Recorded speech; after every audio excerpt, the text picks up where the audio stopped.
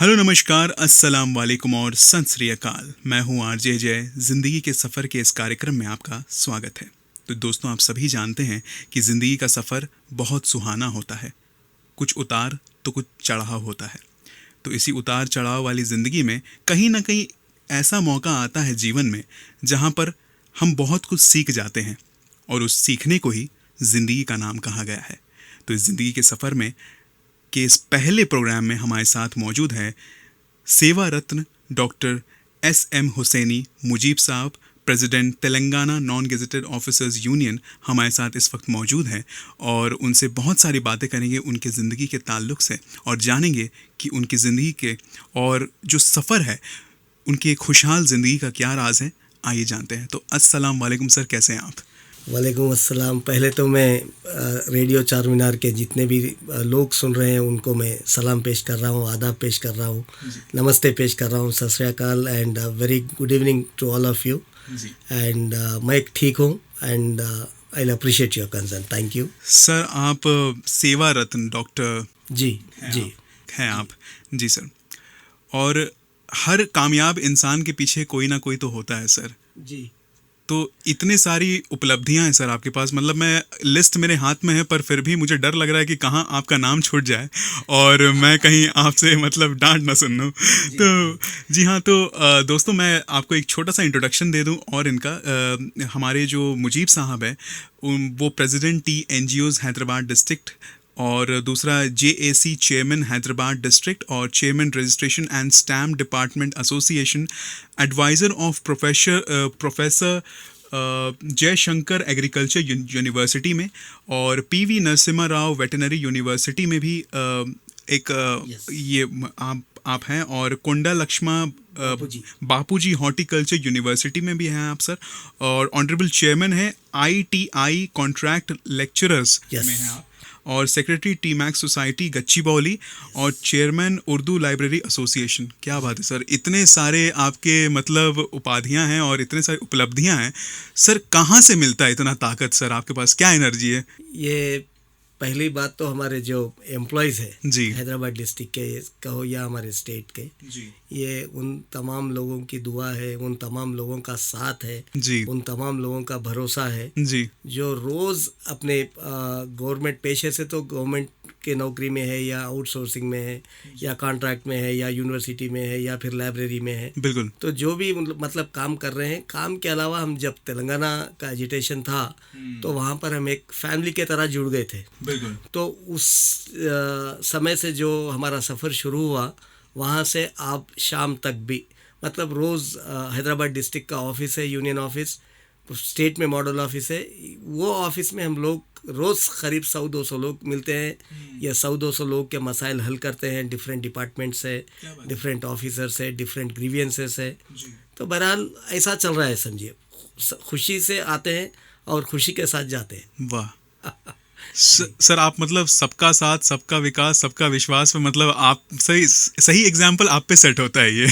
Exactly ये तमाम मैं बताया मेरे एम्प्लॉयज़ का सराहना है, ये एम्प्लॉयज़ का और हमारे पेरेंट्स का, और जो भी बड़े लोग हैं हमारे जो रिटायर्ड हो गए वो लोग के भी ब्लेसिंग से हमारे डिस्ट्रिक्ट के साथ हमारा स्टेट प्रेसिडेंट है राजेंद्र साहब या जनरल सेक्रेटरी मेरा दोस्त प्रताप, उन लोग के कोऑर्डिनेशन कोऑपरेशन भी है, क्योंकि एक मॉडल डिस्ट्रिक्ट है स्टेट में हमारा। हर रोज़ एक नया काम, हर रोज़ एक नई समस्या, हर रोज़ एक नया हल, हर रोज़ एक नया जद्दोजहद। तो इससे प्रेरणा मिलती है। बिल्कुल बिल्कुल। जी। बिल्कुल सर। ये तो बात हुई कि आपने इतने सारे काम किए। अभी जब आपने इतना मेहनत किया अपने ज़िंदगी में, क्योंकि आपका एक सफ़र जो है वो बहुत ही ख़ास होता है, पर इंसान की ज़िंदगी का जो सफ़र होता है वो बचपन से शुरू होता है। सही बात। तो सर, आपका बचपन कैसा था सर? उसके बारे में थोड़ा बताइए हमें।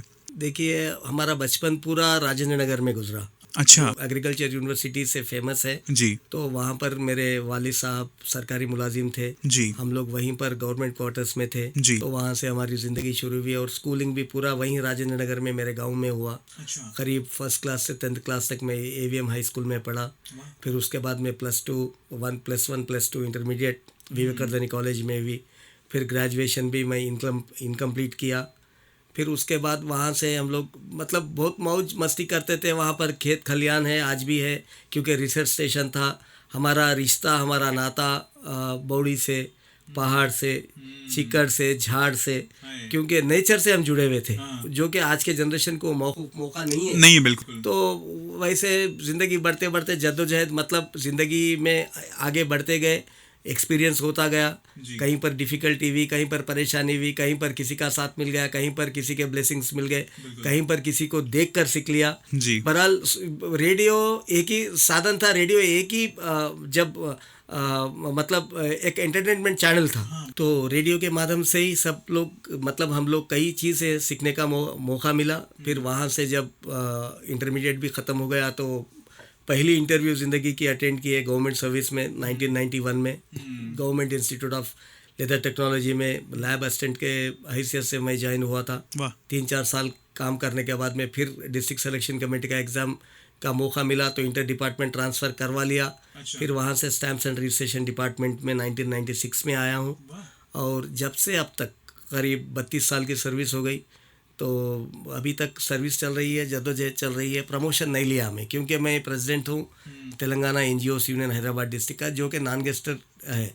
सब रजिस्ट्रार क्या है, गेस्टेड कैडर है। अगर अब प्रमोशन लेता था तो रिज़ाइन करना पड़ता था, तो एम्प्लॉयज़ भी जाने नहीं दिए, तो एम्प्लॉयज़ में ही सुबह से शाम तक बिज़ी है, वही सर्विस चल रही है। उधर से गवर्नमेंट से भी सपोर्ट है, ऑफिसर से भी सपोर्ट है, तो थोड़े मसाइल हल होते हैं, थोड़े तकलीफ़ होते हैं, थोड़ों का हल निकालना पड़ता है। अब कल सिविल सप्लाईज़ में कुछ प्रॉब्लम था, वहाँ पर कमिश्नर साहब IAS senior IAS officer Anil Kumar साहब है, मैं स्टेट प्रेसिडेंट के साथ जाकर घंटा वहाँ पर विचार विमर्श किए, वो प्रॉब्लम ग्रीवियंस सॉल्व हो गया।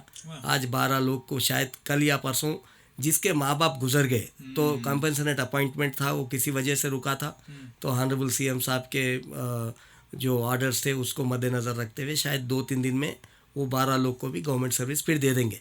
मतलब ये टाइप का काम चलता है, समझिए, रात दिन। बिल्कुल सर। एक तो होता है कि जब भी हमारे दिमाग में गवर्नमेंट ऑफिसेस का जो एक इमेज बना हुआ रहता है, बोलते हैं कि अरे नहीं होगा काम ये, जी, पर सही। आपने उसको बहुत इजी किया है अपने थ्रू। तो सर ये इजी करने के पीछे आपने क्या किसी को देखा था कि बहुत तकलीफ़ों का सामना करना पड़ रहा है, इनको लाइन में लगना पड़ रहा है, और क्या आपने कभी ऐसा एक्सपीरियंस किया सर खुद आपने कि गवर्नमेंट सही में कुछ जो सेंटर्स होते हैं, जो ऑफिसेस होते हैं, वहाँ पे एक लंबी कतार में लोगों को खड़ा होना पड़ता है, पर आप बता रहे हैं बहुत ईजिली होता है। तो ये ग्रीवेंसेस सॉल्व करने का जो तरीका है, ये आपके दिमाग में कैसे आ गया? मैं इसको क्विक करूंगा इसको बिल्कुल ही। जी हाँ। इसमें क्या है, जब हम इनिशियल डेज में हमारे जब SSC हो गया था, इंटरमीडिएट हो गया था, उसके बाद जब पहले इंटरव्यू के लिए हम गए थे, जब हमको चाहिए था, हमारा कास्ट सर्टिफिकेट निकालना था मंडल रेवेन्यू ऑफिस से, जब वो लाइन में हम देखे, वहाँ पर जब हम देखे तो मतलब सिस्टम कोई आंसरेबल नहीं है वहाँ पर। कोई चाय पी रहा है, कोई जवाब नहीं दे रहा है, कोई झिड़की दे रहा है। तो जब से दिमाग में बैठ गया कि भाई कुछ तो करना है। खैर वो बाद में सरकारी मुलाजिमत में आ गए। बाद में जब हमारे तेलंगाना एजुटेशन में हम लोग जुड़ गए थे, तो वहाँ पर कई तकलीफ़ात देखे, बच्चों को मरते हुए देखा, बच्चों के परेशानियाँ सुने, क्योंकि जिसका गोल्डन एज था, जिसका गोल्डन फ्यूचर था, वैसे बच्चे जो तेलंगाना के लिए अपनी जान दिए, तो उनको देखकर और सीखने का मन करा, और हम लोग सीखते गए। तो उसमें क्या हो गया, जो हैदराबाद डिस्ट्रिक्ट के हद तक एक सेटअप हम लोग किए। हमारे यहाँ करीब 100 डिपार्टमेंट है। बिल्कुल। तो हैदराबाद डिस्ट्रिक्ट में बिल्कुल ट्रांसपेरेंसी है। मतलब हमारी हुकूमत, तेलंगाना की गवर्नमेंट आए बाद में, ऑनरेबल चीफ मिनिस्टर साहब KCR साहब या KTR साहब या दीगर मिनिस्टर्स जो भी है, सब लोग अवेलेबल है। जो कैबिनेट मिनिस्टर से, IAS ऑफिसर से, प्रिंसिपल सेक्रेटरी से। तो अभी तो आप ग्रीवियंस करने के लिए कंप्यूटर भी है, आप उसके ज़रिए से कंप्लेंट कर सकते हैं। तो इमीडिएट काम हो रहा है और बहुत ईजी हो गया। और मेरा तो ये रिकॉर्ड है हैदराबाद डिस्ट्रिक्ट में, जिसके माँ बाप मर गए, मतलब वो हुकूमत से जो गवर्नमेंट सर्वेंट सर्विस में रहकर जिसका इंतकाल हो गया, तो उनको एक GO के तहत गवर्नमेंट कंपनसेट अपॉइंटमेंट, उनका जो भी बेटा है या बेटी है या अहलिया वाइफ है, तो उनको नौकरी देते। तो वो नौकरी लगवाने में मेरा रिकॉर्ड है 362 अपॉइंटमेंट्स किया हूँ मैं अब तक पिछले 11 साल में। I stood first in the state. तो ये गवर्नमेंट के ऑफिसर से, गवर्नमेंट के महकमे से ही ये पॉसिबल हुआ है। तो जो 10 साल पहले जो सिनेरियो था, आज वो चेंज हो गया है। ट्रांसपेरेंसी बढ़ गई है, आंसरेबल हो गए हैं, फ़ोन नंबर से, सिटीज़न चार्टर है, हर वक्त आप किसी को भी डायरेक्ट आप कमिश्नर से भी बात कर सकते हैं, वो भी सदुपाय हर गवर्नमेंट ऑफिस में कर दिया गया है। बहरहाल ये बहुत खुशी की बात है, ये हुकूमत में, तेलंगाना की गवर्नमेंट, बिल्कुल। ये हुकूमत में, तेलंगाना की गवर्नमेंट। बिल्कुल सर, क्योंकि गरीबों का काम आप इतने मिनटों में आप कर दे रहे हैं, कुछ दिन के वक्त में आप कर दे रहे हैं, तो उनकी दुआएं तो लगती हैं। बिल्कुल जी, सही फरमा रहे हैं। जी, बिल्कुल उनका भी साथ रहना बहुत ज़रूरी है, क्योंकि तभी तो जाके हम आगे भी आने वाले जो परिस्थितियां हैं उसको भी हम सही से हैंडल कर पाएंगे। तो सर, ये जो गवर्नमेंट के जो ऑफिसेस होते हैं जहाँ पर आप बता रहे हैं कि इतने लोगों को आपने दिया, तो सर कोई आपसे मिला कोई ऐसा कि बेटा ऊपर वाला तुम्हारा ये तुमको लंबी उम्र दे, तो कैसा लगता है सर वो मोमेंट आपको? वो ऐसा है, आंखों में से कभी कभी तो पानी भी आ जाता है। आप देखेंगे कभी तेलंगाना एनजीओ में हैदराबाद डिस्ट्रिक्ट के ऑफिस को आइए, एक दिन भी आपको ऐसा नहीं रहेगा जहाँ पर 100 लोग से कम हो गए। 100 लोग तो कतार में मतलब बैठे हुए रहेंगे एसी के नीचे, हर आदमी का अपना टाइम आएगा, वो ग्रीवियंस हम सुनेंगे, हमारे सेक्रेटरी है या हमारे वाइस प्रेसिडेंट है वो लेटर रेडी करेंगे, नेक्स्ट डे डिपार्टमेंटल ऑफिसर करने जाएंगे, वो ग्रीवियंस हम सॉल्व करेंगे। जब उनको वो ग्रीवियंस उनका सॉल्व हो जाता है तो कोई मिठाई लाता है, कोई प्रसाद लाता है, और कोई जिलेबी लाता है, मतलब खुशी से तो मतलब एक लहर है, एक गंगा जमुना की जो तहजीब है आप हैदराबाद डिस्ट्रिक्ट में देख सकते हैं, और इतना बढ़िया काम होता है वहाँ पर। आप किसी से भी पूछ सकते हैं कि भाई मुजीब भाई का ऑफिस कैसा है, तो वो लोग ही बताएंगे। तो ये सब क्या है, ऊपर वाले की दया है, और जो पब्लिक है, पब्लिक में रहकर उनके आंसू पोंछना, मुलाजिम में रहकर उनकी परेशानी पूछना, भाई आप काम भले मत करो लेकिन अच्छे से बात करिए, उनसे इत्मीनान से बैठकर बात करिए। अभी कल की मैं बात बोल रहा हूँ आपको जी। एक सीनियर सिटीजन आए थे जिनकी उम्र करीब 90 प्लस है। अच्छा। तो उनका बेटा लाया था, मैं उनका नाम भूल रहा हूँ, तो जो हमारे गुलाम अली साहब मरहूम है, जो गज़लिस्ट है, वो गुलाम अली साहब के ट्रूप में उनका लड़का तबला बजाता, तबला नवाज है वो, और बहुत बड़ा किरदार है उनका। तो इनके माताजी जो है ये भी सरस्वती के ख़ानदान से, मतलब वो गाने में बहुत बड़ी महारता हासिल की है, जबकि प्रेसिडेंट ऑफ इंडिया से भी अवार्ड ले चुकी हैं। वो आज इतने मतलब गरीब पोजीशन में है कि डबल बेडरूम के लिए वो लोग एप्लीकेशन रख ली है। तो वो रोते हुए आए और एप्लीकेशन मेरे हाथ में रखे, बेटा कम से कम मैं इतना पोजीशन था, खैर मेरी बदकिस्मती आज मैं यहाँ पर हूँ, मेरे बेटे के साथ आई मैं कि मेरे को एक डबल बेडरूम दिला दो। तो मैं बोला माता जी देखिए, अभी आप डबल बेडरूम के लिए अप्लाई किए हैं जी, हम ऑनरेबल कलेक्टर साहब से बात करूँगा, और जो भी मौकूफ़ होगा, जब भी अलॉटमेंट हो रहा, अगर जस्टिफाइड है तो हम पर्सनल रिकमेंडेशन कर आपको दिलाऊंगा बोलकर गाड़ी तक छोड़ा। तो बहुत रोए, फिर दुआ भी दी है, सर पे हाथ भी रखे। मतलब वैसे एमिनेंट लोग भी आ रहे हैं, मतलब ये जो माउथ टू माउथ जो एडवर्टाइजमेंट प्रचार होता है मुंह से, वो बहुत पावरफुल रहता है बहुत। तो वो लोग ढूंढते ढूंढते आ रहे हैं, और ऊपर वाले की मेहरबानी है, काम भी हो जा रहा है। क्या बात है, क्या बात है। मुजीब साहब, एक सवाल है मेरे पास कि TNGOs का मतलब क्या है, और TNGOs का तेलंगाना में क्या योगदान है, तो इसके बारे में ज़रा हमारे जो बहुत बेहतरीन सवाल किया है आप। तेलंगाना एनजीओस का मतलब है Telangana non gazetted officers union.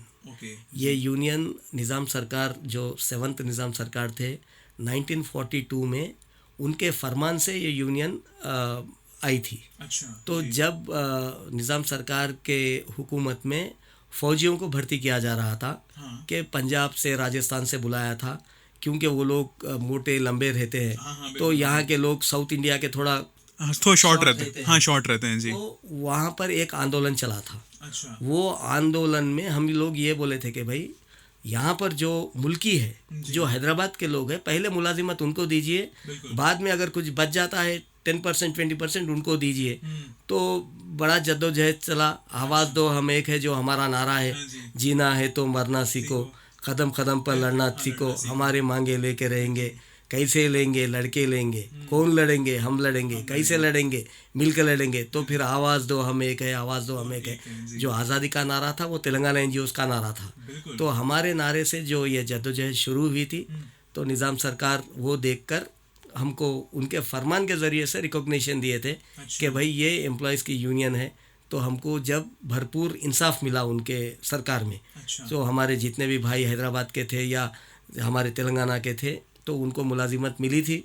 तो वहाँ से जो शुरू हुआ तो 1969 में जब तेलंगाना का एजिटेशन, चन्ना रेड्डी साहब चीफ मिनिस्टर थे जब थे, तो जब हमारा बहुत बड़ा किरदार था हमारे स्वामीनाथन साहब जो परसों ही गुजर गए, ऊपर वाला उनकी आत्मा को शांति दे रहा, वो बहुत बड़ा इंसान थे। बिल्कुल। तो उनसे पहले जगन मोहन राव साहब थे, तो आमोस साहब थे, ये लोग सब बढ़िया लोग हैं, ये लोग सब गुजर गए। तो इनके जद्दोजहद से तेलंगाना का जो योगदान था, पहले तेलंगाना के एजिटेशन में हमारे गवर्नमेंट सर्वेंट्स करीब 70 लोग मारे गए जी। जो सिकंदराबाद में जो शहीदों का स्मारक है वहाँ पर हमारे तेलंगाना एनजीओ का नाम है, वहाँ पर क्या बात है। एम्प्लॉइज के साथ आज भी आप देख सकते हैं। जी जी। तो वहाँ से जो जद्दोजहद शुरू हुई आज तक, जो फिर 2008-2002 से जो केसीआर साहब के सदारत में शुरू हुई, तो वो जद्दोजहद में भी हम केसीआर साहब के साथ थे, उनके सदारत में जेएसी में भी काम किए। Telangana NGOs front foot warrior है, तो जॉइंट स्टाफ काउंसिल जो स्टेट गवर्नमेंट की है, जो चीफ सेक्रेटरी साहब है वो चेयरमैन है, हमारे राजेंद्र साहब जो हमारे स्टेट प्रेसिडेंट है वो मेंबर है। तो जो भी सरकारी मुलाजिमीन की जो तकलीफ़ात है गवर्नमेंट सर्वेंट्स के, तो हर साल में एक बार मीटिंग लगवाई जाती है जी। जिसमें पूरे HODs आते हैं, तो वो समस्या का हल बताते हैं। तो बहरहाल तेलंगाना एनजीओस यूनियन अपने आप में बहुत बड़ी यूनियन है जी। उसके बाद चीफ मिनिस्टर साहब भी कई बार असेंबली में आप लोग देखें ऑन रिकॉर्ड तेलंगाना एनजीओस का बहुत बड़ा किरदार रहा बोल के सराहे। और जो भी सरकारी एम्प्लॉयज़ का काम होगा तो डायरेक्ट सीएम साहब बुलाते हैं या दीगर मिनिस्टर्स बुलाते हैं हमको। तो हमारे को भी बहुत खुशी की बात है कि भाई हमारे चीफ मिनिस्टर साहब जो चंद्रशेखर राव साहब है वो खुद एक वॉरियर है, वो खुद तेलंगाना के वॉरियर है, तो उनके लीडरशिप में हम लोग काम किए, तो वो हमारा दिल जानते हैं, हम उनका भी दिल जानते हैं। जो भी है मिलजुल कर एक घर का माहौल है तेलंगाना के सरकार में, चीफ मिनिस्टर साहब के सदारत में पूरे प्रॉब्लम्स ग्रीवेंसेस सॉल्व हो गए इंशाल्लाह। छोटे छोटे प्रॉब्लम्स है वो भी हम जल्द से जल्द सॉल्व कर लेंगे। बिल्कुल बिल्कुल। आपने बहुत सारी बातें कही, मैं थोड़ा आपके बचपन में जाऊंगा थोड़ा फिर से, क्योंकि बचपन में एक होता है ना, बहुत शरारती बच्चा होता है, बहुत ही नटखट बच्चा होता है। तो आप कितने नटखट थे और कहाँ ये जो नटखटपने से जो आप इतना मेहनत करते हुए आए हैं, वो क्या आपका मतलब टॉनिक क्या है, बताइए कौन सा टॉनिक लेते हैं आप? या आम आप कैसे ये खाते हैं, काट के खाते हैं या मतलब आप जानते हैं? नहीं, हम तो आम चूस के ही खाएंगे कि चूस के खाने में ही मज़ा है। तो जो हमारे मोहतरम हेडमास्टर थे मरहूम रशीद उस्मान साहब, उनका बहुत बड़ा योगदान रहा हमारे लाइफ में। हमारे पेरेंट्स का, भाई बहन का तो था ही, वो भी बहुत मतलब वो देखे, वो बोले तू बहुत बड़ी छलांग लगाने वाला है, तू मेहनत करना है। और हर दिन डेक्कन क्रॉनिकल पेपर पढ़ने के लिए बोलते थे, BBC लंदन सुनने के लिए बोलते थे और कमेंट्री सुनने के लिए बोलते थे। तो मतलब वो जोड़ जाड़ कर मतलब पीछे पढ़कर आज यहाँ तक लाने में मेरे पेरेंट्स का, मेरे भाई बहन का, मेरे दोस्त अहबाब का, मेरे हेडमास्टर का बहुत बड़ा योगदान है मेरी ज़िंदगी में। तो दोस्त भी थे तो खूब मस्ती करते थे, क्रिकेट खेलते थे, फुटबॉल खेलते थे, कभी स्विमिंग बाउली में रहते थे। तो बहरहाल ऐसा बचपन गुजरते गुजरते आज जिम्मेदारी बहुत बड़ी आ गई, तो हैदराबाद की जिम्मेदारी संभाल रहे हैं समझिए। मुजीब साहब, हर किसी को बचपन में कुछ ना कुछ करने की ख्वाहिश रहती है, किसी को पायलट बनना होता है, किसी को क्रिकेटर। तो मुजीब साहब को क्या बनना था, और अगर वो आप नहीं बन पाए तो अभी यहाँ पर आप आ चुके हैं, तो कभी लगता है कि मतलब अरे यार वो दिन जब था ना वो अलग ही था, अगर मैं वो रहता तो कुछ और होता, पर आज कुछ और हूँ मैं। मेरे को बेसिकली क्रिकेटर बनना था। क्या बात। मैं अंडर 14 क्रिकेट भी खेला हूँ, कैप्टन ट्रॉफी होती थी जी। तो मैं गोवा भी गया था हमारे हैदराबाद से सेलेक्ट होकर जी। तो वहाँ पर जब हाथ टूट गया था मेरा, उसके बाद में क्रिकेट छूट गया। तो मतलब वो एक इच्छा रह गई जी। लेकिन मेरे दोस्त जो है वो अच्छे लेवल में क्रिकेट में चले गए, रणजी ट्रॉफी भी खेले, और भी कई दोस्त हैं जो आज भी इंटरनेशनल क्रिकेट में हैं। तो मैं क्रिकेट को नहीं छोड़ा या क्रिकेट मेरे को भी नहीं छोड़ा। अभी जो मेरे गवर्नमेंट सर्वेंट्स है, जो मेरे हैदराबाद में टीम्स है, तो मैं एवरी ईयर क्रिकेट ऑर्गेनाइज करता हूँ उनके लिए। और हमारे ऑनरेबल चीफ मिनिस्टर साहब और हमारी गवर्नमेंट भी Telangana NGOs union Hyderabad district के लिए 4000 एम्प्लॉयज़ के लिए 3 दिन स्पेशल लीव देती है, जो एवरी ईयर हम इवेंट करते हैं लाल बहादुर स्टेडियम में और इंडोर में भी, और जिमखाना ग्राउंड भी दे दिया जाता है। तो पहले सेमीफाइनल तक क्रिकेट मैचेस जिमखाना में होते हैं और फाइनल मैच जो होता है वो एलबी स्टेडियम में होता है, जी जिसमें फॉलोड बाई अदर एथलेटिक्स पूरे जी विमेंस भी खेलते हैं, मेंस भी खेलते हैं, जैसे टेबल टेनिस है, जेवलिन थ्रो है, शटल बैडमिंटन है, स्विमिंग है, बिल्कुल वॉलीबॉल है, ये तमाम होता है, कैरम बोर्ड है, चेस है। पूरा कंप्लीट कर लिए बाद डायरी एंड कैलेंडर हमारा प्रोग्राम रहता है, जिसमें एवरी ईयर हम लोग डायरी निकालते हैं, मतलब वो कैलेंडर होता है कि भाई ये साल पूरा हम लोग क्या किए। अच्छा तो वो डायरी के ज़रिए से हम एक मैसेज देते हैं हमारे स्टेट गवर्नमेंट एम्प्लॉयज़ को, हमारे दोस्तों को, कि भाई हैदराबाद डिस्ट्रिक्ट इस साल क्या क्या की। तो उसमें प्राइजेस डिस्ट्रीब्यूशन होता है। तो वो प्रोग्राम में हमारे ऑनरेबल मिनिस्टर्स 3-4 मिनिस्टर्स आते हैं, कलेक्टर आते हैं, IAS ऑफिसर्स, और जस्टिस चंद्रया साहब भी आए थे, बड़े बड़े लोग आते हैं। तो उसमें हम लोग क्या करते हैं, जो सेवा मतलब जो समाज में सेवा कर रहा है रेगुलर, जैसे आप रेडियो जॉकी हो गए, या फिर कोई साइंटिस्ट है, या कोई एग्रीकल्चर साइंटिस्ट है, फिर कोई डॉक्टर है, कोई इंजीनियर है, तो 10 लोगों को डिफरेंट फील्ड से लेकर उनके सर्विसेज को देकर उनको अप्रिसिएशन ऑफ सर्विस करते हैं। तो वो डैश पर बुलाकर उनका सम्मान किया जाता है, फिर उनको अवार्ड दिया जाता है। तो इस तरीके से हैदराबाद डिस्ट्रिक्ट तेलंगाना की नाक बन गया। Hyderabad district it's a happening place, every day it's a new beginning, और दिल से लोग जुड़ रहे हैं, और बहुत बढ़िया काम हो रहा है, सोशल काम हो रहा है, गंगा जमुना तहजीब को आगे ले जा रहे हैं, हर चीज़ हो रहा है, गणेश जी की पूजा भी हो रही है, जुम्मे की नमाज भी हो रही है, क्रिसमस का प्रेयर भी हो रहा है। मतलब ये अपने आप में बहुत बड़ी मिसाल है हैदराबाद में, पूरे स्टेट में हैदराबाद को आज सराह रहे हैं कि भाई डिस्ट्रिक्ट हो तो हैदराबाद जैसा। बिल्कुल, एक टूरिज्म का तो हब बन ही चुका है, साथ ही साथ एम्प्लॉयमेंट का भी एक हब बन चुका है हैदराबाद।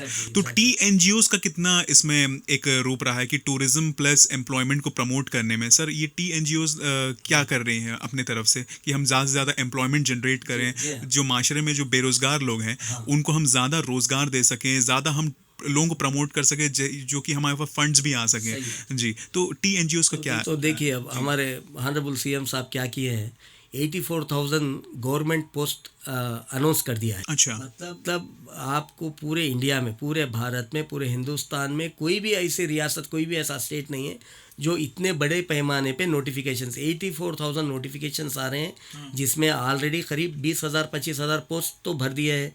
हर महीने में 2 महीने में 2,000 3,000 पोस्ट डिफरेंट डिपार्टमेंट्स में निकल रहे हैं, जिसमें तेलंगाना NGOs का ये किरदार रहा, जो ऑलरेडी एस्टेब्लिश एम्प्लॉयज़ है, तो हर डिपार्टमेंट में हम लोग हैं। तो अब आप ग्रुप 1 को प्रिपेयर हो रहे हैं, या ग्रुप 2 को प्रिपेयर, ग्रुप 3 ग्रुप 4 है, तो उसके हिसाब से उनको हम लोग क्लासेस दे रहे हैं। और तेलंगाना पब्लिक सर्विस कमीशन के जानिब से जो चेयरमैन जनार्दन रेड्डी साहब है, और उसके मेंबर हमारे रविंद्र रेड्डी साहब, जो प्रीवियस हमारे प्रेसिडेंट रह चुके हैं, वो ऑनरेबल मेंबर है उसमें। तो ये लोग भी गवर्नमेंट से free of cost material supply. वाह, क्या बात। माइनॉरिटीज़ डिपार्टमेंट है तो माइनॉरिटीज़ डिपार्टमेंट हमारे माइनॉरिटीज़ डिपार्टमेंट की तरफ से दे रहे हैं। अगर SC डिपार्टमेंट है तो SC डिपार्टमेंट की तरफ से, BC से, ST से फ्री ऑफ कॉस्ट दे रहे हैं। और उनके लिए बड़े बड़े कम्युनिटी सेंटर्स में एजुकेशन हब्स बना दिए, जिसमें उनको ट्रेनिंग, बाकायदा ट्रेनिंग दी जा रही है। तो अब आने वाले दिनों में आपके ज़रिए से, आपके माध्यम से मैं ये बोलना चाहूँगा, जितने भी तेलंगाना के युवा है, चाहे वो बच्चे हो या बच्चियाँ हो, आप तमाम को चाहिए कि आप लोग कोई एजुकेशन इंस्टीट्यूट में ज्वाइन हो जाइए, एग्ज़ाम के लिए प्रिपेयर हो जाइए।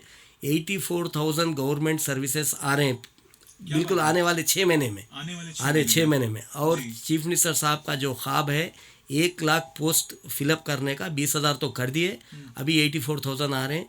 तो आप तमाम लोग भी गवर्नमेंट सर्विस में आइए। बहुत बेहतरीन पे स्केल्स है, बहुत बेहतरीन सुविधा है, हेल्थ कार्ड है पेरेंट्स के लिए, बीवी के लिए, बच्चों के लिए, बहरहाल गोल्डन फ्यूचर है। तो Telangana state is a happening place. Telangana को आज पूरी दुनिया देख रही है, तेलंगाना को पूरा हिंदुस्तान देख रहा है।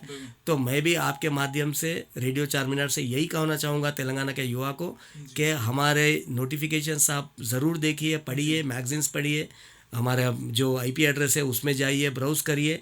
बहरहाल गवर्नमेंट सर्विस में आप लोग ज़्यादा से ज़्यादा पार्टिसिपेशन कर आपका पोस्ट आपका इंतज़ार कर रहा है, पोस्ट ले लीजिए, इतना कह सकता हूँ मैं। सो यंग तेलंगाना में इतने सारे यंग एक्टिविटीज़ हो रहे हैं, और ये तो बिल्कुल जाहिर सी बात है कि कि इस यंग तेलंगाना को एकदम ब्रांडेड बनाने के लिए सर मुहिम छिड़ चुकी है और ये आगे तक जाएगी।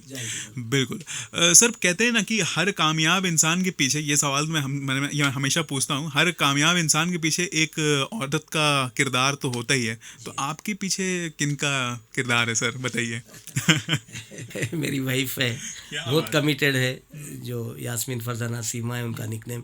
मेरे पूरे प्रोग्राम्स में वो भी पार्टिसिपेट करती है। जब भी हाउस वाइफ है, लेकिन as and when situation permits, तो सब लोग यही बोलते हैं कि मुझे भाई आपकी फैमिली कभी बच्चे भी आ जाते हैं। हाँ जी। क्योंकि एक फैमिली का माहौल है, एक बहुत बेहतरीन माहौल है। तो कई लोग, मतलब वो भी कई प्रोग्राम्स में मेरे साथ है और वीमेन एम्प्लॉयज़ के साथ उनके तकलीफ़ात भी सुनती है।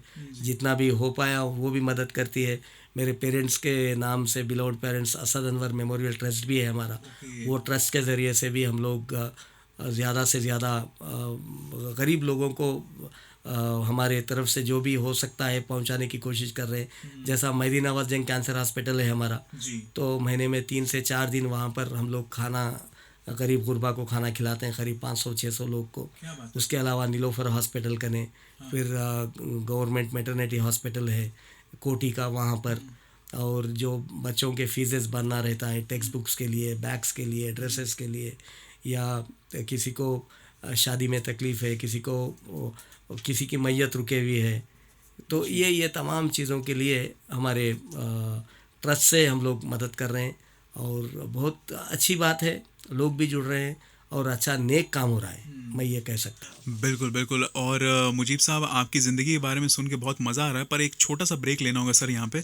तो एक छोटा सा ब्रेक लेते हैं ख़वातीनो हज़रात, फिर से लौटेंगे। मुजीब साहब की ज़िंदगी के बारे में बहुत कुछ जानना है, क्योंकि सीखना भी है। किसी की ज़िंदगी के बारे में सिर्फ सुनना नहीं है, सीखना भी है। और जाहिर सी बात है, मुजीब साहब की जो ज़िंदगी है उससे हम बहुत कुछ सीखेंगे। तो एक छोटा सा म्यूज़िकल अंतराल, सुनते रहिए रेडियो चारमीनार 107.8 FM, दिल से हैदराबादी। वेलकम बैक दोस्तों, मैं हूं आपका दोस्त, आपका होस्ट आरजे जय, लेकर आ गया हूं जिंदगी का सफ़र। और हमारे साथ इस वक्त मौजूद है SM हुसैनी, डॉक्टर सेवा रत्न मुजीब साहब हमारे साथ मौजूद है। और सवालों का सिलसिला हम जारी रखते हैं और उनसे ढेर सारी बातें करनी है दोस्तों, उनकी ज़िंदगी के ताल्लुक़ से। तो फिर से स्वागत है सर आपका। सर, एक बात तो है कि आपने असद अनवर मेमोरियल ट्रस्ट के बारे में आपने बताया, तो आप हमारे सामाईन को बताना चाहेंगे सर कि असद अनवर जो मेमोरियल ट्रस्ट है वो क्या है आखिरकार? जी, ये असद अनवर मेमोरियल ट्रस्ट मेरे वालिद मोहतरम मरहूम सैयद असदुल्लाह हुसैनी और मेरे वालदा अनवरुन्निसा बेगम, तो असद अनवर दोनों का नाम जोड़कर हम ये ट्रस्ट रखें। इसका मकसद है कि उनके याद में जो भी गरीब गुरबा है, जो ज़रूरतमंद है, उनके लिए कम से कम एक वक्त का खाना हम लोग तो दे ही सकते हैं, तो वो मेन एम है। उसके अलावा कई तुलबा है जो पढ़ने लिखने वाले हैं, कई लोग हैं मतलब जिनको जेन्यून कोई ज़रूरत है लेकिन वो ज़रूरत हो नहीं, तो वैसे लोग को आइडेंटिफाई करते हैं। क्योंकि हमारा ऑर्गेनाइजेशन बहुत बड़ा है, तेलंगाना NGOs यूनियन, तो आए दिन लोग बोलते हैं कि भाई आज एक गरीब बच्ची की शादी हो रही है, कुछ आप मदद करिए। तो कोई बोलता है बिस्तर दिलाइए, कोई बोलता है पलंग दिलाइए, कोई और कुछ, कोई और। तो वो हमारा एक मेकैनिज़्म है, उसके हिसाब से हम पहले इंक्वायरी करते हैं। जब हमको सेटिस्फैक्शन होता है तो ज़रूर उनको हम मदद करते हैं। तो ये ट्रस्ट के ज़रिए से जो भी पढ़ाई लिखाई है, फीसेस है, नोटबुक्स है, बैग्स है, ड्रेसेस है, उसके अलावा कोई किसी की मैयत हो गई तो उठाने के लिए प्रॉब्लम है, तो फिर हॉस्पिटल में बिल बनना है, मेडिसिन दिलाना है, कैंसर पेशेंट्स है, ओपन हार्ट सर्जरीज़ के पेशेंट्स है, तो कई ऐसे लोग हैं जो तकलीफ़ में हैं। तो वैसे लोगों को जो जेन्यून है, वैसे लोगों को हम लोग ये ट्रस्ट के ज़रिए से कर रहे हैं। तो ये वालिदैन की दुआ है, समझिए, वो गैब से हमारी मदद हो रही है, कर रहे हैं काम। क्या बात है सर, मतलब छोटी सी कोशिश है। बिल्कुल, बहुत ख़ास बात है ये, क्योंकि आपके जो वालिद साहब और वालिदा के नाम पे आपने ट्रस्ट रखा है, और बिल्कुल उनका भी यही सपना रहा होगा कि वो कुछ जो गरीब गुरबा है उनके खिदमत के लिए कुछ करें, और उनका जो काम है आप लेकर जा रहे हैं। तो सर, मैंने एक चीज़ देखा है कि जो आपका असद अनवर ट्रस्ट है कोविड-19 में बहुत ज़्यादा एक्टिव था। एग्जैक्टली। और 2019 में भी आपने भी 54 डेज कुछ काम किया सर, आपने जो आपने जिक्र किया। और सर बिल्कुल, ये जो होता है ना, एक जज्बा होता है कि लोगों के लिए कुछ कर जाने की एक ख्वाहिश होती है। तो सर इस टाइम में जब सब लोग कैद थे, तो उस समय ये जज्बा कहाँ से आया कि आपको बाहर निकल के लोगों के लिए मदद करनी है? क्योंकि हमारी सोच पहले से यही थी कि भाई तकलीफ़ में जो है उनको मदद की जाए। जी। तो जब कोविड शुरू हुआ, तो कोविड के जो इनिशियल डेज़ में थे, तो आप लोग देखें तो दुनिया तो पूरी एक जेल बन गई थी, कोई भी बाहर नहीं निकल रहा कोई था। नहीं निकल रहा था। मैं हिम्मत किया, मेरे साथ मेरी फैमिली, मेरी वाइफ, मेरे बच्चे, फिर मेरे दोस्त तैयबा, फिर मेरे बच्चे के दोस्त था, मेरे भाई के बच्चे के दोस्त था, ये लोग सब एक टीम बन गए थे। अच्छा, जी। तो जब हम एक प्लान, मतलब बिल्कुल कोविड होने के 3-4 दिन के बाद में एक प्लान हम लोग ब्लूप्रिंट निकाले कि भाई कुछ भी करना है, मदद करना है। तो किसी को परमिशन नहीं था बाहर फिरने का। तो हमारे ऑनरेबल होम मिनिस्टर साहब से, महमूद अली साहब, अल्लाह अच्छा रखो उनको, तो उनसे मैं बात किया था। तो उनको बोला था कि भाई महमूद भाई मैं ऐसा करना चाह रहा हूँ। तो बोले भाई नेक काम है, चलिए। तो वो परमिशन भी दिए थे। तो मैं समझता हूँ, मैं बहुत कम लोगों में मैं था जो मेरे कॉन्वे को परमिशन मिला था। तो 3-4 गाड़ियों का परमिशन था। तो हम लोग पूरे हैदराबाद में, वहाँ पूरे हैदराबाद में 54 दिन मुसलसल काम किए। जितने भी कोविड डेजिग्नेटेड हॉस्पिटल्स है, गांधी हॉस्पिटल, उस्मानिया जनरल हॉस्पिटल, किंग कोटी हॉस्पिटल, मेहदी नवाज जंग cancer hospital, Telangana institute of medical sciences, और फीवर हॉस्पिटल, और जितने मतलब जहाँ तक नारायणगुड़ा का हॉस्पिटल, ये पूरे हॉस्पिटल्स में हम लोग, मैं खुद बाकायदा गया वहाँ पर, सैनिटाइजर सप्लाई किए, ग्लोव्स सप्लाई किए, आईवी स्टैंड सप्लाई किए, चेयर सप्लाई किए। जबकि कोई आ रहा ही नहीं था बाहर, हम लोग बराबर गए। तो मेरे साथ मेरे थोड़े साथी भी जो तेलंगाना एनजीओ यूनियन के मेरे एग्जीक्यूटिव के हैं, वो लोग भी जुड़ गए जी। उनके अलावा मेरी फैमिली, मेरे बच्चों को भी ले गया मैं। अच्छा, वाह। हर दिन हमारा ये काम रहता था। जो मेरे लड़के के दोस्त आए या भाई के लड़के के दोस्त आए, पूरे लोग घर में, मेरे घर में बंजारा हिल में नीचे हम लोग ऑफिस है, वहाँ पर बाकायदा एक कुक को रखकर वो 30 लोगों का रोज़ खाना पकता था। हमारा काम ये था, फूड कॉरपोरेशन ऑफ इंडिया से हम लोग चावल लिए थे, लारी लारी भरकर चावल आता था। तो वो चावल 5 किलो का एक पैकेट चावल बनवाते थे, चाय की पत्ती, अदरक, लहसुन, जो भी रोज़मर्रा ज़िंदगी के काम है वो पैकेट बनवाना। एक दिन पूरा वेजिटेबल सप्लाई करते थे, एक दिन पूरा तेल सप्लाई करते थे, शक्कर सप्लाई, मतलब ये काम करते गए। और रोज़ शाम में 500 लोगों को खाना खिलाते थे हम लोग, वो भी सुबह से घर पे ही पकता था। तो यहाँ तक के लोकल पुलिस स्टेशन वालों को भी जो भी मदद होना था मेरे घर से ही जाती थी। मतलब ये बड़ी बात है, वो लोग भी बेचारे रात दिन काम करते थे। तो जो भी ज़रूरतमंद होता था वो लोग चिट्ठी लिखकर भेज देते थे। तो बेखौफ होकर ऊपर वाले के ऊपर भरोसा रखकर जो काम शुरू किए थे, इतना बढ़िया काम हुआ, इतना बढ़िया काम हुआ कि चारों तरफ, यहाँ तक के जब ब्लड बैंक में ब्लड लेवल्स गिर गए थे, ऑनरेबल सीएम साहब की अपील आई थी कि आप लोग ब्लड डोनेट करिए। तो मैं कोविड में फेज़ 1 में पहला आदमी हूँ, पहला तेलंगाना एनजीओ यूनियन का प्रेसिडेंट हूँ जो 2 दिन blood donation camp fever hospital में, जो शंकर साहब हॉस्पिटल के सुप्रिटेंडेंट है, उनके सदारत में हम लोग ब्लड डोनेशन कैंप मुनक़िद किए। जिसमें मेरी फैमिली, मैं, मेरे एम्प्लॉयज़ के, मेरे एग्जीक्यूटिव के बच्चे, उनके फैमिलीज़, उनके दोस्त, मेरे बेटे के दोस्त, पूरे हम लोग फर्स्ट डे 512 लोग ब्लड दिए, सेकंड डे 388 लोग दिए। तो first day honourable minister Srinivas Goud साहब इनाग्रेशन किए आकर, सेकंड डे जो मिनिस्टर, जब हेल्थ मिनिस्टर थे ईटनर राजेंद्र साहब, वो लोकल एमएलए भी आए थे। तो ऐसा हम लोग मतलब जो बोलते हैं, देखिए हम हमारे देश के लिए पसीना भी देंगे, खून भी देंगे, हम ये प्रूव कर दिया हूँ कि भाई हम कोई पीछे जाने वालों में से नहीं है। हम तेलंगाना एजिटेशन में भी लड़ा हूँ, हम केस भी लगवा लिया, केस भी हो गया, खून भी दे दिया, पसीना भी दे दिया, माटी के लिए कुछ भी करने के लिए तैयार है। उस जज्बे से काम हुआ, तो बहुत बेहतरीन सर्विसेज हुए। फिर सेकंड फेज़ में भी सेम, फिर 28 डेज़ काम किए।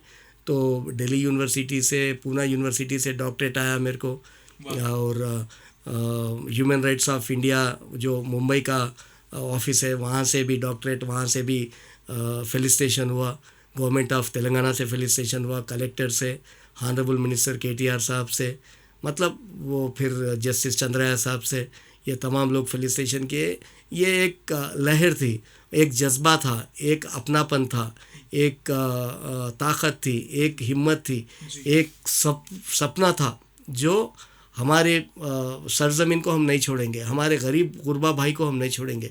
वो जज्बे से काम किए और हम लोग सक्सेस भी हुए इसमें। क्या बात है सर, बिल्कुल। और ये बात होती है कि जब आप निस्वार्थ भाव से आप कोई काम करते हैं, आप में स्वार्थ नहीं है कि मतलब क्या, अरे मैं क्यों करूं, क्योंकि बहुत सारे लोगों ने क्या किया, मदद तो किया पर उसमें सेल्फी लेके डालना शुरू कर दिया। आपने देखा ही होगा सर, आपसे तो कुछ छुपा ही नहीं है कि सिर्फ एक नाम के लिए किया उन्होंने कि हाँ देखो मैंने किया। पर ये जो होता है, आपने जो काम किया ये बेनाम किया आपने, और मतलब आपको कुछ चाहिए नहीं इससे, तो ये बहुत ही ज़रूरी है कि आपने ये काम किया सर। ये जब ये कोविड का काम हो गया था, इंसानी खिदमत जो ऑर्गेनाइजेशन है वो लोग ये सेवा देखते हुए मेरे को सेवा रत्न का अवार्ड दिए। क्या बात है। तो जब केरला में भी प्रॉब्लम था तो हानरेबल सीएम साहब अपील किए थे, जब केरला में फ्लड हुआ था 4-5 साल पहले, हमारी कलेक्टर साहिबा थी जब योगिता राणा IAS ऑफिसर, तो उनके भी रिक्वेस्ट थी, तो मैं मेरे यहाँ से पूरी एक बोगी ट्रेन त्रिची को भेजे थे हम लोग। तो त्रिची से वहाँ से फिर कलेक्टर साहब वहाँ के अप्रिसिएशन लेटर भेजे। बहरहाल एक जज्बे से काम किए। हैदराबाद में जब फ्लड हुआ था पूरे हैदराबाद में काम किए, जब भी बहुत बड़ी मदद किए। फिर स्पोर्ट्समैन को जो हमारे निकस जरीन है या ईशा सिंह है और हुस्मुद्दीन है, वो तीनों को भी परसों बुलाया था मैं मेरे ऑफिस बुलाकर। हाँ, वो स्पोर्ट्स मिनिस्टर श्रीनिवास गौड़ साहब आए थे तो कैश प्राइज भी दिए 3 लाख 2 लाख 2 लाख। फिर इससे पहले क्रिकेटर्स को, एथलेटिक्स को, मतलब हर आदमी को Telangana NGOs union Hyderabad district में उसकी एक अपनी पहचान है, उसकी एक जगह है, उसकी एक इज़्ज़त है। तो ये मेरे हैदराबाद डिस्ट्रिक्ट के तेलंगाना के एम्प्लॉइज़ का बेखौफ और कोई मतलब हर वक्त जो सेवा का भाव है, उनके हिम्मत से ये ऑफिस चल रहा है, मैं इतना कह सकता हूँ। हैदराबाद डिस्ट्रिक्ट के एग्जीक्यूटिव। बिल्कुल सर, ये आम बात नहीं है। आप टूरिज्म प्रमोट कर रहे हैं, आप एम्प्लॉयमेंट प्रमोट कर रहे हैं, आप स्पोर्ट्स को आगे ले जाने की बात कर रहे हैं, और एक स्वच्छ हैदराबाद की जो हम कल्पना करें, क्योंकि हमने ये भी देखा है कि बहुत ज़्यादा गंदगी फैला रहे हैं लोग, बट उसको भी कंट्रोल करने का आप काम कर रहे हैं। लोगों में जो एक इंसानियत भी जगाने की कोशिश आपने की है कोविड-19 के टाइम में। तो सर ये हिम्मत, जज्बा, ये सब है। तो सर बिल्कुल ये बहुत होना चाहिए। तो हमारे जो यंगस्टर्स है सर, उनके लिए क्या मैसेज रहता है कि क्योंकि वो लोग होते हैं ना, बहुत आजकल का आप यंगस्टर्स आप जानते हैं सर, ज़्यादातर फ़ोन्स में ज़्यादा इन्वॉल्व हैं, वो इंसानियत ख़त्म हो चुकी है उनमें। तो ये हम कैसे जगा सकते हैं सर? हैदराबाद के जो यंगस्टर्स हैं, हम इनको ताकतवर कैसे बना सकते हैं सर? मैं रेडियो चारमीनार से जितने भी यंगस्टर्स हैं हमारे हैदराबाद के या हमारे स्टेट के, मैं यही कहना चाहूँगा कि आप लोग सुबह में जल्दी उठिए, थोड़ा वॉक करिए, थोड़ा एक्सरसाइज करिए और नेचर से आपका रिश्ता जोड़िए। जैसे झाड़ है, पहाड़ है, कीचड़ है, पानी है, जल है, उससे आपका रिश्ता जोड़िए, क्योंकि ये एक कमरे की जो ज़िंदगी हो गई उससे कुछ होने वाला नहीं है। तो और बहुत बढ़िया काम है रेडियो चारमीनार का भी, जो दिल से हैदराबादी है। हमको फ़ख्र है कि हमारे चारमीनार में हमारे नाम से एक रेडियो एस्टेब्लिशमेंट आया, क्योंकि कई लोग आए, कई लोग वो सर्विस कर रहे हैं, उनके भी हम तारीफ़ कर रहे हैं, लेकिन जो चारमीनार ब्रांड का नाम रखकर जो कोई सोचे बगैर, मतलब कोई एक्सपेक्टेशन के बगैर जो आपकी सर्विस है, आपके मैनेजमेंट का, आपका भी मैं तहे दिल से शुक्रिया अदा कर रहा हूँ। और हर वक्त मैं रेडियो चारमीनार से यही कहना चाहूँगा कि हम आपके सेवा के लिए तैयार हैं। Telangana NGOs union Hyderabad district के दरवाजे हर वक्त आपके लिए खुले हैं। इंशाल्लाह कभी भी आप आइए, हम हर चीज़ के लिए तैयार हैं, मैं इतना कह सकता हूँ। क्या बात है सर, ये जो आपने हिम्मत और हौसला अफजाई की है, इसकी तो हमें सख्त ज़रूरत है, क्योंकि हम एक ऐसे वाहिद रेडियो स्टेशन है जहां पर हम बहुत ज़्यादा पब्लिक के लिए और सोशल अवेयरनेस जो आप कर रहे हैं सर, हम आपके साथ भी मिलकर बहुत ज़्यादा काम करना चाहते हैं सर। तो जी ज़रूर, बिल्कुल सर, ये मिल के जो काम करने की जो ताकत है, अब जैसे हम बोलते हैं एकता में अनेकता है, तो ये काम तो सर हम ज़रूर करेंगे आपके साथ। और रेडियो चारमीनार ही नहीं, पूरे हैदराबाद को और पूरे तेलंगाना को एक स्वर्ण तेलंगाना बनाने की पूरी कोशिश करेंगे हम सब। तो आप सर रेडियो चारमीनार ही नहीं, पूरे तेलंगाना के लिए क्या मैसेज देना चाहेंगे मुझे साहब? क्योंकि बहुत ज़रूरी होता है कि आप जैसी जो शख्सियत है, इतना मिसाल आपने कायम किया है हैदराबाद में, क्योंकि जो लिस्ट है मेरे पास, मैं तो डर रहा हूँ कि मैंने कौन सा नाम छूट जाएगा और मुजीब साहब यहाँ पे मतलब अरे तुमने वो नहीं बोला जाए। जी, हमको फ़ख्र है, हम हैदराबाद में हैं, हम तेलंगाना के स्टेट में हैं, क्योंकि तेलंगाना का सब में छोटा स्टेट है, नया स्टेट है, अभी 8 साल का बच्चा है। उसके बावजूद में भी हिंदुस्तान में हम लोग कई पैरामीटर्स में पहली रैंक में ठहरे हुए हैं। चीफ मिनिस्टर साहब का जो ख्वाब है सुनहरा तेलंगाना, उसका आप लोग साथ दीजिए, क्योंकि हिंदुस्तान से और दीगर ममालिकिन से भी जो भी हैदराबाद को आ रहे हैं, हैदराबाद आपको तहे दिल से आपकी यहाँ पर इज़्ज़त कर रहे हैं हम लोग, तहे दिल से आपका खैर मकदम कर रहे हैं, तहे दिल से आप यहाँ पर रह सकते हैं, अच्छा बुरा हमारे साथ बांट सकते हैं और यहाँ पर कोई प्रॉब्लम नहीं है। हम तमाम आपके साथ हैं, सिक्योरिटी, बिजली, पानी सब ठीक ठाक है और बहुत जल्दी हम लोग अभी दूसरे और एक स्टेट से, गुजरात से भी हम लोग आगे निकलने वाले हैं। और जी हाँ, क्योंकि हम परसों की रिपोर्ट देखे हैं, सेंट्रल गवर्नमेंट से जो रिपोर्ट आया, तो Telangana is a happening place and I request you all to join Telangana and definitely government of Telangana is here to take care. We are all welcoming you and definitely मैं आपका, आपके radio channel का, तमाम लोगों का हमारे रियासत के जानिब से खैर मकदम करता हूँ and I will see you forward in all the aspects. हम हर चीज़ के लिए तैयार है, आपको जो भी मदद होना है, हैदराबाद डिस्ट्रिक्ट आपके साथ है। सर हम भी आपके साथ है, क्योंकि आपका साथ है तो आपका विश्वास है और हमारा बिल्कुल एकदम एक ताकत है सर, ये ताकत रहना चाहिए बिल्कुल। हमारे नेक्स्ट प्रोग्राम में मैं आपको भी इन्वॉल्व करूंगा इंशाल्लाह, आपके पार्टिसिपेशन से करेंगे इंशाल्लाह। जी ज़रूर सर, और मेरे लिए खुशकिस्मती की बात होगी कि मुजीब साहब के बगल में हम ठहरे हैं, वरना तो सर हम जानते ही हैं। Thank you so much. तो बहुत बहुत शुक्रिया आपका मुजीब साहब, आपने अपना वक्त दिया और बिल्कुल जो सेवा रत्न की जो उपाधि आपको मिली है वो और डबल हो। हम चाहते हैं कि पद्मश्री मिले आपको, पद्म विभूषण मिले और हो सके तो भारत रत्न तो बिल्कुल सर मिले ही मिले आपको, हम तो यही उम्मीद करते हैं। और बिल्कुल हैदराबाद का नाम रोशन करे, तेलंगाना का नहीं पूरे भारत का नाम रोशन करे sir. Thank you so much for calling me. बहुत बहुत शुक्रिया आपका। जय हिंद। तो दोस्तों ये थे सेवा रत्न डॉक्टर SM हुसैनी मुजीब साहब, और बहुत अच्छा लगा इनसे बात करके हमें, और सीखने को बहुत कुछ मिला। और ऐसे ही सेवा पे तत्पर रहें दोस्तों, क्योंकि आपसे हम हैं और हमसे समाज है, और हिंद को बनाने के लिए हमें बहुत कड़ी मेहनत करनी होगी। आपने देखा कि SM हुसैनी साहब कितनी मेहनत करके इतने दूर तक आए हैं, तो ये हमारी भी जिम्मेदारी है एक युवा होने के नाते, एक युवा ने एक भारतीय होने के नाते, एक तेलंगाना के शहरी होने के नाते, हम इस देश के लिए, इस राज्य के लिए, इस सिटी के लिए, इस शहर के लिए कुछ कर जाएं। तो ज़िंदगी के सफ़र के इस कार्यक्रम में आप लोग शामिल हुए, आप सभी तमाम समाइन का मैं ढेर सारी शुभकामनाएं आप सभी को देता हूं। आपने अपना कीमती वक्त दिया, और इसी के साथ साथ हमारे ज़िंदगी के सफ़र के अगले प्रोग्राम के लिए तैयार हो जाएं, और ऐसे ही ख़ास प्रोग्राम के साथ हम फिर पेश होंगे। फ़िलहाल हमें दीजिए इजाज़त, और आप सुनते रहिए रेडियो चारमीनार 107.8 FM, दिल से हैदराबादी।